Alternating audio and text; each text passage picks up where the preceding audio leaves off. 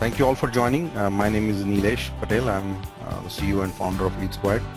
And today we're going to cover about lead scoring and the benefits of it and the strategies to take advantage of this concept.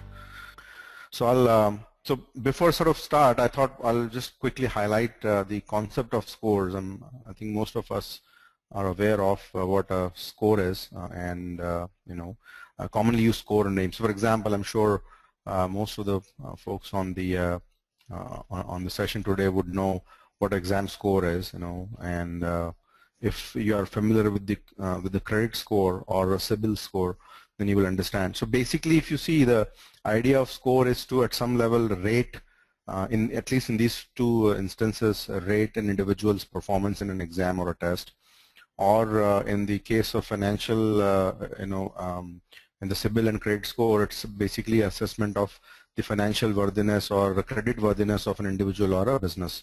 So that's these are the scores which are commonly understood and used in the businesses. So what's a lead score, right? So lead score is again is similar concept used in marketing and sales. So it is used by marketing and sales organizations to identify the sales readiness of a lead. So using score, the business can, the marketing or sales people can understand or find out the interest or readiness level of a lead to move forward. It helps them prioritize and focus the sales effort on relevant leads versus talking to all kinds of leads. So you will have, because sales bandwidth is limited always, and so you want to focus on the most appropriate and relevant leads. Then helping you identify the upsell opportunities from existing customers. So if you're a business where there's an opportunity to sell multiple times to the same customer, this would be an interesting way to, lead score will help you identify that. And for marketers in general, it'll give you the opportunity to segment and target leads. So when I say segment and target, as in you'll be able to group the leads based on their interest and based on their readiness, and appropriately connect with them or engage them with your marketing message. So I'll show a couple of data points which I could gather while I was doing my research on the subject. So I found that Marketing Sherpa did one study. This is a little dated study from 2012. They found that organizations who are using lead scoring had a higher lead generation ROI, roughly 77% higher lead generation ROI versus the ones who are not using. So this is one case study, one study which was done. And then another study was done by Rain Today, which basically said that less than 25% of leads which you gather or generate in your marketing funnel are actually sales ready, which means that, so this doesn't directly correlate to the idea of lead scoring, but what it says is if there is a way for you to identify which those 25% are, then you will better invest your sales effort. So what's the so given this, let's try to build a case for lead scoring. So I've got a simple example here, or a typical example of what most of the marketing databases today look like. So this would be one snapshot of a marketing database. So you'll have leads in your system, and all of them look same, right? You may still have some variables like when the lead was created, or some preferences which the leads should have filled in the form, but beyond that, all of them would look similar, right? So that looks all right. I mean, we are very most of us are know this. So all the leads we have in Excel or in any CRM system, all of them look by and large similar to us. So there is nothing wrong in it. It looks all right. Now let's look at this, right? So we see another snapshot of the same database, but there is a difference in it, right? They are scored. There is some number associated with each lead. Now, what does it mean? It gives me, as a marketer or a salesperson, an idea of focusing on the ones which would be showing more interest. Now, score is a direct. There is some correlation of that with the interest and activity of a lead. So now, if I get this, I achieve the simple thing, which is I'm able to see my leads in a different perspective. Instead of all of them looking to me same, I've got a little parameter, which is what we're calling as lead score, which gives me an idea of giving some sort of weight to a lead versus other leads. So it gives me a differential view of my lead database. Now let's look at this. We can, when we organize our database in simple format, right, which is, if you see there are three, I've just broken this up into three pieces. So one with the negative score, one with the lower positive score, and one with a high positive score. And you may build a correlation where you would see that the ones which are in the negative territory are likely to be not interested in buying your service. The ones who are looking for information will have some engagement going on with your business. And the ones who are proactive and actively involved have a high likelihood of doing business with you. Now, where would you, as a salesperson or as a marketing organization, want to focus your energy on from a conversion standpoint? The answer is very clear, right? So you would focus on a small percentage or a small percentage of your database which is showing more interest in buying your product or service. So lead scoring helps you prioritize and channelize your sales effort on leads which are more likely to be buying your product or a service. So that's the big advantage that's a big advantage one can drive by using lead scoring. So now a very obvious question which might come in the marketer's mind is how is lead score calculated, right? So I've given a simple example.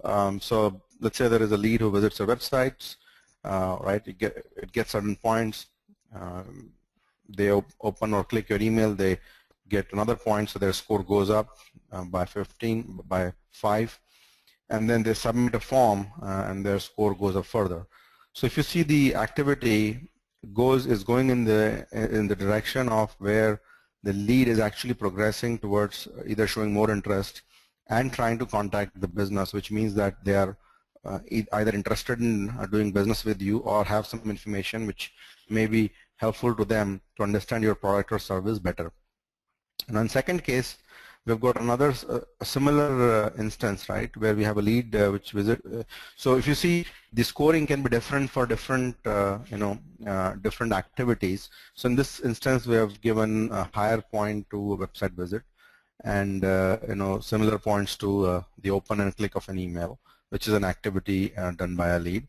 And then lead found that whatever material you have sent them was not up to the mark, or they're not interested in your product or service, or not interested to communicate with you today, and they unsubscribe your emails, right? Which basically gives you a negative score, which you would, for that activity you will give a negative score, because in a way lead is moving away from your business, so they're not interested to do business with you.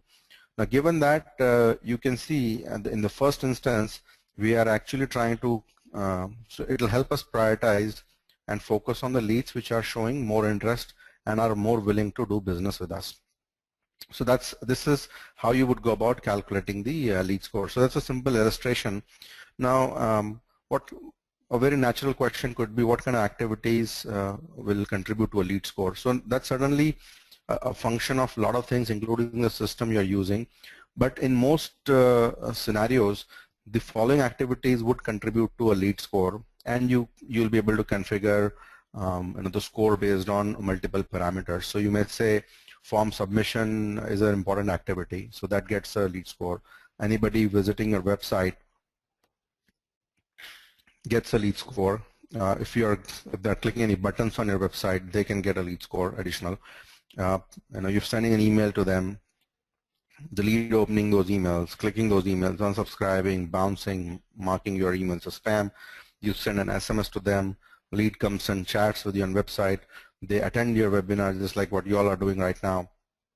All of this can attract a lead score, and that can give you an opportunity to filter and qualify the leads which are showing more interest and engagement with your business versus others. Similarly, you can also include the activities like phone calls, both inbound and outbound, and other offline activities like workshops, seminars, and those kind of things, to be and attach a score to them. Some of these activities like seminars may not would need some manual effort in pulling the data of people who attended those seminars and then getting into that data into the system. But that's the hard work sometimes you may want to do just to make sure that you get the right opportunities to your salespeople. So these are the activities which would contribute to a lead score. Now, okay, we found out, okay, these are the activities which are going to attract the lead score. Then how do I assign the lead score to these activities, right? So lead score can be assigned or should be assigned based on the following, elements, or following aspects. So first is, as a marketing and sales organization, you would know, what activities will give a better, should get a higher score. So for example, if a lead shows up on your in your office, let's say, right? If you're an education or training organization, if a lead shows up in your office, I mean, that's a hell lot of a more interesting lead to you versus somebody just either calling you or writing an email to you to understand and learn more about your product or service. So those activity, as you see, is much more important to the business. So the business knows or will have an idea of what those activities are and how they actually contribute in terms of sales. You would appropriately assign the score to those activities. Then any activity in the opinion of the salespeople which contributes the most to moving sales and marketing people and the business owners, which contribute the most in taking the lead from point A to point B and forward in the sales process, will actually get a higher score. Anything which takes the lead on the other path will be a negative score. And all of this can be looked into from past experience standpoint. So if you check your let's say if you start using a scoring system, and at some point you will find that if a lead achieves a score of 200, by and large they are ready to either take a sales call or are willing to have a serious conversation in terms of buying. So you can find that looking into your systems, right? Then let's take an example. So I've taken 3 simple situations here of a particular lead. So let's say you have a website and somebody signs up on newsletter subscription. You can give them certain points. At the same time, if there's another lead who signs up an inquiry form asking to learn more about your product or service, and then there's another lead where they were in your database, you send them an email and they sort of unsubscribed or the email bounced. Now, out of the 3, there are 3 different activities. So newsletter subscription is a little bit of interest in your learning, what you guys do, right, what your business does. Doesn't really mean that they're interested to, do any kind of buying from you at the moment. So you can give them, let's say, 1 or 2 or whatever points.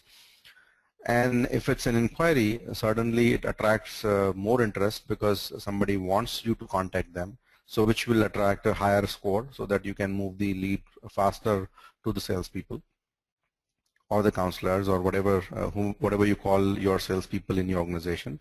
And then if a lead unsubscribes, it means that you want to take them back in the sales process because they have shown less interest in, or at least, or rather, do not want to receive any communication. Now that doesn't necessarily always mean that they don't want to do business with you. It's just that that person doesn't like to receive emails as well. But by and large, if somebody unsubscribes on your emails, generally you can assume that they are less interested in doing business with you. Then in outbound activities, right, if your salesperson had an awesome conversation, either in-person meeting or a very nice phone call with a prospect, that is an activity which will attract a higher score versus the prospect in the same conversation. Another prospect tells the salesperson that they are not interested to buy a product or service. Now in the 2 cases, so there's in one case is a positive phone interaction, and another one it's a not interested sort of phone interaction. Now both will attract a different score because based on the score you will know whether the lead is actually moving forward further in the sales cycle. So that's how you would go about assigning the lead score. Now let's take a scenario where lead score is not enough. So you got 2 leads. Both of them have a similar score, and then I'll put another parameter here, which is the age of a lead, right? So this one lead is 20 days old, another lead is 7 days old. Now, which one, in your opinion, would be more interesting, right? Very obvious. Any lead which is fresh or recent would be more interesting to the business, which means the lead which is old may have piled up a score based on certain activities, but really has no interest in for you, in your buying product or service at the moment. So the freshness element or the recency element is important. However, the concept of lead scoring in itself doesn't encapsulate and differentiate the this piece, right? So what do we do about it, right? So what we have done in Lead Squad, so we figured out that Lead Score itself is not going to be helpful to most of the marketers and the business owners. So we come up with the idea of engagement score. Now consider a similar case again here. We've got these three leads. One is 320 days old, another is 120 days old, and one is 7 days old. All of them have the same lead score. And you put another score, which we call as engagement score, in all of these leads. Now what it tells you is, so engagement score by definition is the score which is assigned to a lead based on the recency of their engagement with your business. So it basically qualifies, and you can customize, or you can mention what an engagement is for you in your particular business. But the idea is that you will get the ability to identify the recency element in a lead and accordingly prioritize your efforts. So now in this case, if you see, the one which is 320 days old is showing a lead engagement score of 0, which means it's not engaged with your business right now. And the other two are having a differential engagement. So the one with the engagement score of 4 is basically somewhat engaged, and the one with which is recent is actually highly engaged and ready to have a sales conversation appear, right? So this is how you can differentiate further between from lead score, because lead score itself will not be enough in terms of identifying the potential of a lead at the moment, in looking at the recent past interactions and activities. Now we can further take this concept ahead, where we can identify, if you know the engagement score of your leads, right, you will be able to identify the engagement index or the engagement quotient of your marketing database. So let's say if you have 10,000 leads in your system, which have come across maybe 6 months or 12 months or whatever duration, right? You want to find out at any given point what percentage of your leads are actually interested and engaged with your business. You want to have some measure to do that. I mean, if that question is asked in general, it'll be very hard for anybody to answer that, because most people don't can only go as far as 7 days in the past, right? And they can only say, okay, this percentage is what fresh leads are and the others are old. But engagement can be beyond that, and any lead which is engaged in 20 days or which has been captured in like 30, 60, 90 or maybe more in the past and has come back to to look at something on your to look at a product or a service which you offer, then that could be that could be captured, and you will find that a lead has again become engaged and potentially interested in having a sales conversation. So finding engagement index is a big help, and I'll show another consequence of that. Another in my next slide is having lead engagement will be very useful in getting to know the engagement by products. This is an example. So let's say if you are a travel or tour package company which sells multiple packages, so you want to find out at any point what percentage of your leads are interested or engaged in South African tour package versus the ones you are selling in ones versus Australian tour package which you also sell. Obviously most of the businesses would look into the data of more people buy Australian package versus South African package, which obviously is one way to look at the interest level in terms of sales conversion. But from a marketing standpoint, this could be this could again be very interesting information which can enable you to further drive thinking in terms of either giving offers or finding out which products are showing more interest versus others, and appropriately deciding and defining marketing offers and sales offers, right? So very cool idea here in terms of finding the engagement. Now this can be expanded further, so not necessarily only the product, but you may say engagement by a city. So you may find leads from a particular city more engaged with your business versus others. You may find leads from a particular country showing more engagement versus another country. So you can go by and find more, basically compare your lead engagement by differential segments, right? Now, who should be doing lead scoring?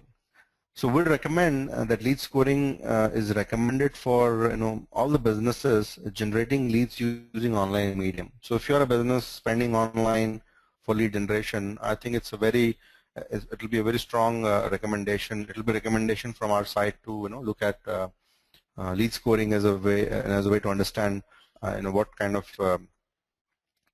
interest you are getting from leads coming in, and in those leads which are showing more interest to you, so that you can focus your sales efforts there. Now, businesses who are generating high volumes of leads, so high volume would be different for different businesses, but if you're talking about consumer focused or businesses who sell to individuals, we are really talking in few thousands easily in a month, or it can go up to as well as high as 30, 40, 50,000 leads a month. Now those businesses would hardly have any mechanism. If they're not using lead scoring, there is no way for them to find out the way to differentiate between the kind of leads which they generate, except looking at the sales data, which obviously is in the business the final truth.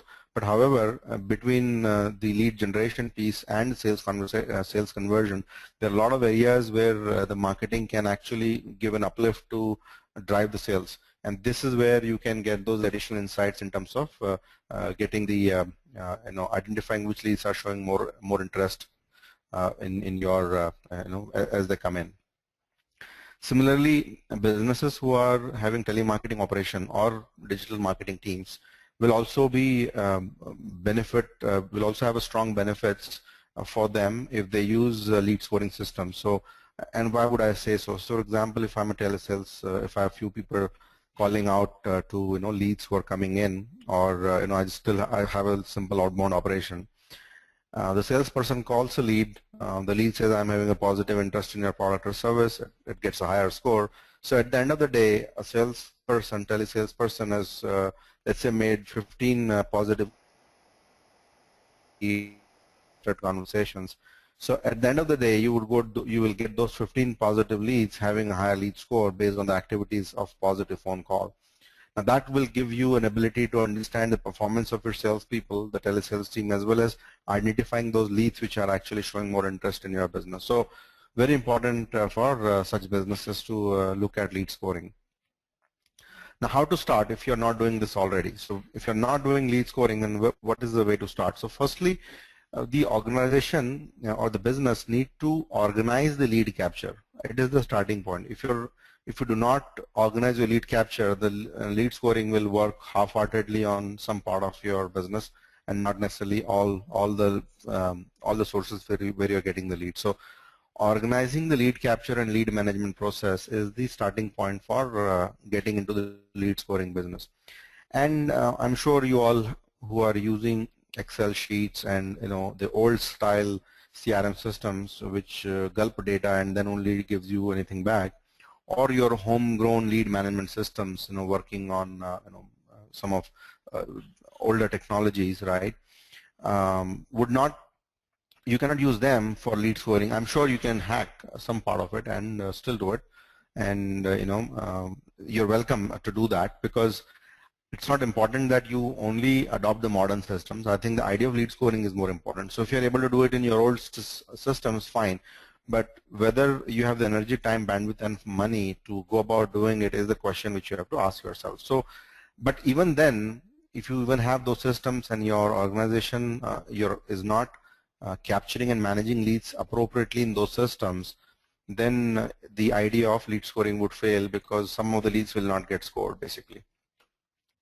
And then if businesses who are using multiple systems for email, lead management, lead capture, etc., should consider an integrated system. So if you are already using systems which are not integrated together, because if you are using disintegrated systems in marketing, you will not be able to organize the lead scoring at one place. Very difficult.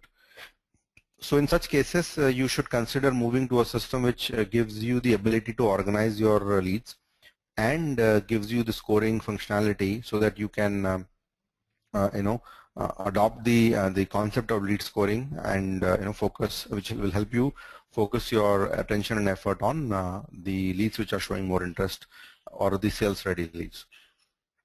Now here is a couple of what our customers spoke to us about. So we got these testimonials from some of our clients which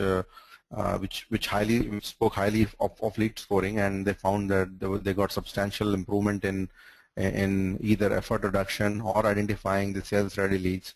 So these are the two instances I have put together, and I was talking to a couple of customers recently, and one of the clients told me that in their business, they're an agency working for a real estate company, and they said that based on the scoring stuff which they've set up in Lead Squared for their customer, they found that when a lead actually crosses a score of 200, they are getting very solid sales conversations with those leads.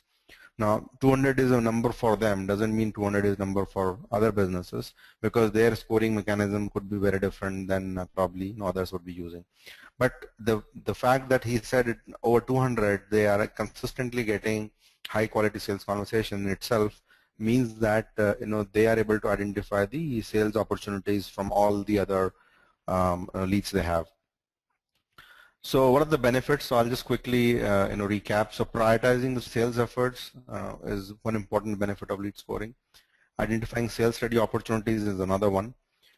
So you can focus your energies on those. Marketing gets the ability to better segment and target leads, so you can use mechanisms to further target your leads in terms of the ones who are showing less interest needs to be attended in a separate way versus the ones who are showing high interest. And there could be other parameters. So this is lead scoring may not be the only way the marketers segment the database, but this is one of the way they will be able to drive additional segmentation. And if you're using an integrated system, you'll be able to drive the marketing and sales alignment. So whatever the marketing is doing is available for sales to look at, versus what sales is doing is, so if a sales is making an effort to takes the lead forward, it gets reflected in the system, and marketing can take advantage of that. So there's a very strong alignment which will happen in the marketing and sales organization. So that's a very important benefit again of using lead scoring. So folks, that's all I had to cover today, and I would love to get some of your questions coming in so that we can address them. So Meenu is along with me here. Can we see any questions? Yeah, actually I have answered certain questions here. Alright, so Kavi is asking if we have a step-by-step guide to use Lead Squared for lead scoring. The question is there a guide, step-by-step guide to set up lead scoring in Lead Squared? I'm sure there is one which exists, but it's pretty straightforward. If you've logged into Lead Squared, you can go to settings and then to lead scoring tab on the left, and you can quickly check that. But I think if you're looking for direction in terms of which particular activity should be given what score, and then we don't have a guide specific for that because it's for business to decide, but whatever defaults we have set in the system will help the business understand, because those are things which we have looked across and found that are appropriate scores, but scoring is something the business has to discover for their own.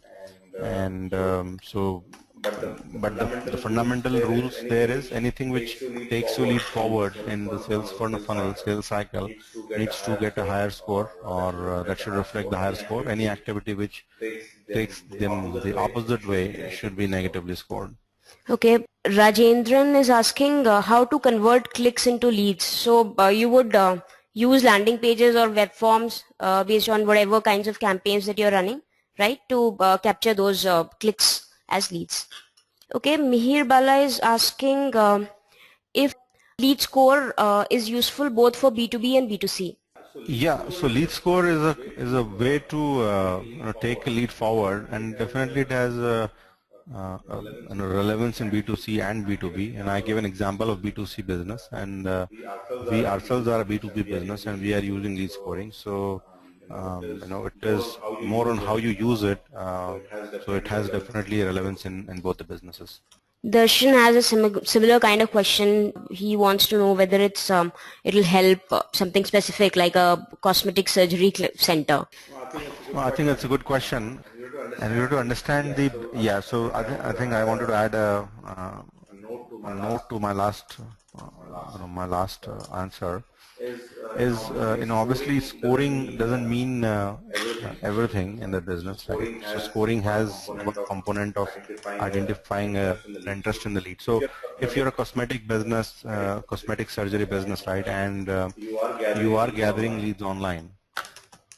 So one thing you have to sort of think through, and probably you already know, is let's say before anybody goes for a cosmetic surgery, what do they do as a buyer, right? So that's the first question you have to ask yourself. So let's say the buyer would go online, search for clinics nearby their home or office, wherever, and they'll find 5 or 6 different either ads or organic results, and they will go on probably each of them and fill forms wherever they feel they like the look and feel of the business. They'll fill the form, and wherever they like more, they will further look into other product information or the service information, probably pricing structure if it is available, and so on and so forth. Now if you see, this is how a potential buyer likely might discover your business online. Now, if they do so, and if you are able to capture and track their movement, what you're doing is, if they're looking at your website, different pages of the website, right, then you can see that this particular, so this is one example of a lead. Now there could be another lead who comes and fills the forms and goes away and never comes back, or maybe fills an incorrect phone number. And the other lead who is trying to find all the information about how you offer the services. Now you have, such leads coming only like 2 or 3 a day, or 10 a day, or 15 a day. Then you don't need a lead scoring, right? Because you can call those 15 guys and find out if they're interested or not. But if you have a little bit more coming in, it's just going to give you a little bit advantage in terms of going after the leads which are actually showing interest. Now, take this picture 6 months forward. So you get 15 leads today, and you get all those 15 leads one-on-one. So after a few months, you'll have probably 3,000-4,000 leads, let's say. 2,000 leads, 3,000 leads. Now, some of the sales cycles in your business, let's say the sales doesn't happen immediately. It may take 3 months for somebody to decide. Then during the process of the lead being captured and you connecting with them, there are multiple steps which may be involved, which could be you sending out some newsletters to your leads where you are talking about how a certain customer of yours benefited from using cosmetic surgery, or you may have Deepika Padukone coming to your clinic and getting that stuff done, and you will talk about that boldly to your customers or potential customers. Now, if you go and send that email to all these guys, and they open those emails, they click it, so you will find out of those 3,000 leads which are actually showing interest in your business and coming back. Now, those leads will attract a higher score because they have done some activity. So now if you see the sales process in the totality, you will find that lead scoring will aid you in understanding the behavior of the lead and identifying the ones who are interested. Now, if your sales cycle is not like this, or you don't want to model it like this, then certainly you may not need it. If it's like they come, there's an inquiry, we call them, they are interested, we talk to them, end of the story. There's nothing else to be done. Then I don't think you really need lead scoring then. So Dipesh is saying that they have different systems for emailing, CRM, etc. What could be the best way for lead scoring here? We don't really want to switch the tool as it would create some more issues. Any recommendations here? And he's also asking if Lead Squad integrates with different tools. Yeah, Lead Squad does integrate with the tools. So certainly integration is an important element in today's scenario. So we do integrate with multiple tools. Offline, maybe I can answer that question so that I know what tools you are using. But If you're using an old style system, right, then a CRM system and an email system, as you said, right. So certainly you'll have to, you can continue to may use the CRM system, let's say, and run the marketing on a system like Lead Squared, and obviate the email system. So you may replace that, for example, so that you get the benefit of lead scoring, you get the benefit of tracking, and organize your lead capture and all of that in Lead Squared kind of system. And then when it is appropriate, you can move that lead to CRM system. Right. But in that case, you will get some benefit because there will be some integration involved in the process. But if your sales process is not very structured, then you may as well consider CRM for Lead Squared for that. But again, that's not an advice I'll give you without learning more. Yes, I mean, there will be some work to be done. If you don't want to replace any of your systems, then very hard for you to adopt any lead scoring mechanism, because the system, wherever you are doing activity with the lead or activity on a lead, that needs to support the lead scoring, because you cannot do scoring manually. It has to happen automatically, and wherever the activities are happening on a lead, if that system doesn't support it, then you will not have the benefit of lead scoring. So Sumant has a question. Earlier he was asking whether he can organize leads from all the different sources into Lead Squared. So yes, Sumant, you can do that. And now he's asking, can I integrate SMS, WhatsApp, emailer, etc. for landing page leads? Yeah, I mean, so if I understand correctly, there are two parts to it. So one is the capture, which is getting the lead in, so which will be website, chat, and then landing pages and phone calls, and so on and so forth, or manual entry if somebody is walking into your office, right?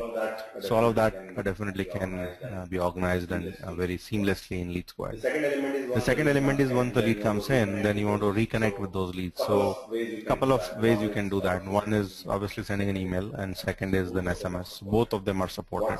WhatsApp we don't support because WhatsApp doesn't open the API for that purpose, and I doubt they will open anytime in near future. So for WhatsApp, you really have to, I would assume, export the data and import in your phone, and then or synchronize that with your phone, and then send a WhatsApp from there. Okay, so these are all the questions that I can see right now, and I've answered quite a few via chat. So yeah, I think that's it. We don't have any more questions now. Yeah. Hello folks. So thank you all, and we'll see you next time, and we'll whatever questions are answered or not answered, we'll post them in our blog post, and you'll get a recording shortly. Thank you and have a good day.